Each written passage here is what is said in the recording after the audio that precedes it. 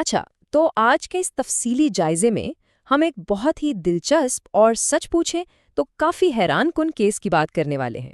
انمول عرف پنکی، یہ نام تو شاید خبروں میں سنا ہو۔ یہ کیس صرف کوئی ایک عام سی گرفتاری نہیں تھی، بلکہ یہ دراصل کراچی پولیس کے لیے ایک بہت بڑا ٹیسٹ تھا۔ ایک ایسا جدید اور پیچیدہ منشیات کا نیٹ ورک جس نے تفتیش کاروں کے ہوش اڑا دیے۔ تو آئیے مل کر دیکھتے ہیں کہ حکام نے آخر اس سنسنی خیز اور وسیع نیٹ ورک کو پردہ کیسے چاک کیا۔ چلیے ذرا اس تفتیش کی گہرائی میں چلتے ہیں۔ کراچی پولیس چیف آزاد خان کا ایک بہت ہی واضح اور کہا جائے تو ایک بڑی وارننگ دینے والا بیان سامنے آیا تھا۔ انہوں نے پریس کانفرنس میں بالکل دو ٹوک الفاظ میں کہا تھا کہ پنکی کا اپنا برانڈ نام ہی آخرکار اس کے زوال کی وجہ بنے گا۔ یعنی یہ کوئی معمولی بیان نہیں تھا، یہ سیدھا سیدھا اعلان تھا کہ بھئی اب قانون کے ہاتھ اس بڑی کرائم ایمپائر کی گردن تک پہنچ چکے ہیں اور اب بچنے کا کوئی بھی راستہ نہیں بچا۔ اب یہاں ایک اصطلاح بار بار استعمال کی گئی، ٹیسٹ کیس۔ چیف آزاد خان نے خود اسے کراچی پولیس کے لیے ایک ٹیسٹ کیس قرار دیا، لیکن اس کا اصل مطلب کیا ہے؟ دیکھیں، اس کا سیدھا سا مطلب یہ ہے کہ بات اب صرف ایک مجرم کو پکڑنے کی نہیں رہی، یہ دراصل اس بات کو جانچنے کا ایک پیمانہ بن گیا کہ ہمارے قانون نافذ کرنے والے ادارے اس طرح کے ماڈرن اور کئی تہوں والے نیٹ ورکس کو کتنی کامیابی سے توڑ سکتے ہیں۔ انہوں نے واضح عزم ظاہر کیا کہ اس کیس کو ہر حال میں اس کے منطقی انجام تک پہنچایا جائے گا۔ لیکن سوچنے کی بات یہ تھی کہ اتنے پیچیدہ نیٹ ورک کو توڑا کیسے جائے؟ خیر، اس کا جواب ایک بہت ہی چھوٹی سی چیز سے ملا۔ جرائم کی دنیا میں اکثر ایسا ہوتا ہے کہ ایک چھوٹی سی غلطی اور پورے کا پورا راز پھاش۔ 869، ذرا اس نمبر پر غور کریں۔ یہ کوئی معمولی ہندسہ نہیں ہے، یہ ان رابطوں کی کل تعداد ہے جو تفتیش کاروں کو صرف اور صرف ایک ثبوت سے ملے، اور وہ ثبوت کیا تھا؟ پنکی کا موبائل فون۔ بالکل صرف ایک عام سا فون۔ اس ایک مائکرو لیول کے ثبوت نے ایک بہت بڑے اور منظم نیٹ ورک کا کچا چٹھا کھول کر رکھ دیا، اور سچ تو یہ ہے کہ یہی وہ پہلا سراغ تھا جس نے اس ٹیسٹ کیس کی اصل بنیاد رکھی۔ اب جب ان 869 رابطوں کا ڈیٹا کھنگالا گیا تو حیران کن چیزیں سامنے آئیں۔ تفصیلات سے پتہ چلا کہ ان میں سے 132 نمبرز براہ راست کراچی شہر کے اندر موجود آپریشن سے جڑے تھے، ٹھیک ہے؟ لیکن باقی ماندہ 737 نمبرز یہ بتا رہے تھے کہ یہ نیٹ ورک صرف ایک شہر تک محدود نہیں تھا، بلکہ یہ ایک انتہائی وسیع اور گہرا جال تھا جو بہت دور تک پھیلا ہوا تھا۔ یہیں سے اندازہ ہونا شروع ہوا کہ پولیس کے سامنے اصل چیلنج کتنا بڑا اور کتنا خطرناک ہے۔ نمبر سامنے آتے ہی پولیس نے ظاہر ہے کوئی وقت ضائع نہیں کیا، فوری طور پر اس مقامی جال کو ٹارگٹ کیا گیا جو کہ اس تفتیش کا پہلا باقاعدہ مرحلہ تھا۔ اب اس میں کون کون پکڑا گیا؟ براہ راست منشیات خریدنے والوں سے لے کر ان لوگوں تک جو اسے گلی محلوں میں آگے بیچتے تھے، اور تو اور اس پورے کالے دھندے کو چلانے والے جو لاجسٹک سہولت کار تھے ان کو بھی دھر لیا گیا۔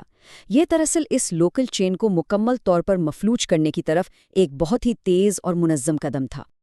اب یہاں جو چیز واقعی بہت دلچسپ ہے وہ یہ ہے کہ تفتیش صرف کاغذوں یا ڈیجیٹل ڈیٹا تک نہیں رکی، اس کا ایک پورا جغرافیائی سفر تھا۔ پہلے کراچی کے علاقے سچل میں رہائش گاہ پر چھاپا پڑا، جہاں سے مزید منشیات ملیں۔ پھر یہ سلسلہ پنجاب تک پہنچا، جہاں یہ شواہد ملے کہ ملزمہ وہاں بھی ٹھہری ہوئی تھی۔ اور پھر سب سے حیران کن کڑی جا ملی بین الاقوامی سرحدوں سے۔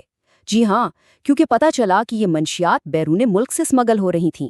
اس جغرافیائی پھیلاؤ نے پورے کیس کو واقعی ایک الگ ہی سطح کی پیچیدگی میں ڈال دیا۔ لیکن دیکھیں، کسی بھی بڑے کرمنل گینگ کو جڑ سے اکھاڑنے کے لیے صرف منشیات پکڑ لینا کافی نہیں ہوتا۔ اصل چیز ہوتی ہے اس غیر قانونی پیسے کا سراغ لگانا جو اس نیٹ ورک کی رگوں میں خون کی طرح دوڑ رہا ہوتا ہے۔ چھاپوں اور جسمانی گرفتاریوں کے بعد تفتیش کاروں نے اپنا رخ سیدھا ڈیجیٹل اور فائنینشیل ریکارڈز کی طرف موڑ دیا، اور سچ پوچھیں تو اس نے کیس کی پوری نوعیت ہی بدل دی۔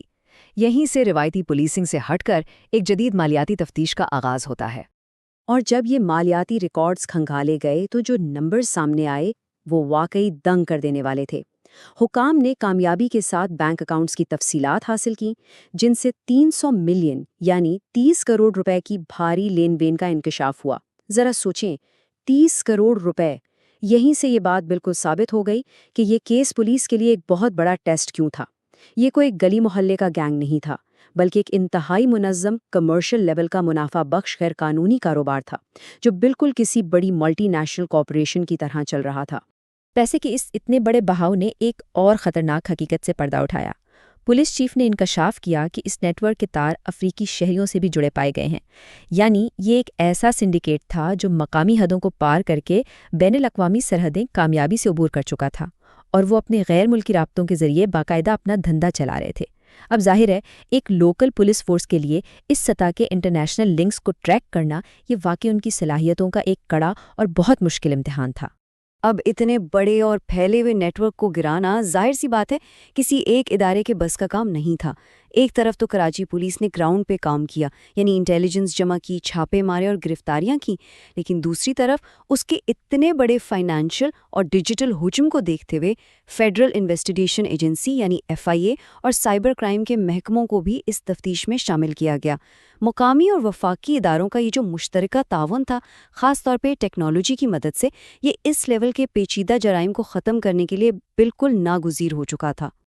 یہ سارا تفصیلی جائزہ دراصل ہمیں ایک بہت ہی اہم اور غور طلب سوال پر لا کے کھڑا کر دیتا ہے۔ جس طریقے سے ڈیجیٹل فورینزکس، بینک اکاؤنٹس کی ٹریکنگ اور مختلف اداروں نے مل کر پنکی کیس برانڈ کو گھیرا ہے، کیا مستقبل میں بین الاقوامی سنڈیکیٹس کو توڑنے کے لیے یہ ملٹی ایجنسی اور ٹیکنالوجی والا طریقہ ایک نیا سٹینڈرڈ، ایک نیا معیار بن جائے گا؟ یہ بات تو بالکل طے ہے کہ اگر ہم نے ان ہائی ٹیک جرائم پیشہ عناصر سے ایک قدم آگے رہنا ہے تو روایتی طریقوں سے ہٹ کر اس طرح کے جدید اور مشترکہ تعاون کو لازمی بنانا ہوگا۔ سوچنے کی بات ہے نا؟ خیر، اس تفصیلی جائزے میں ہمارا ساتھ دینے کا بہت بہت شکریہ۔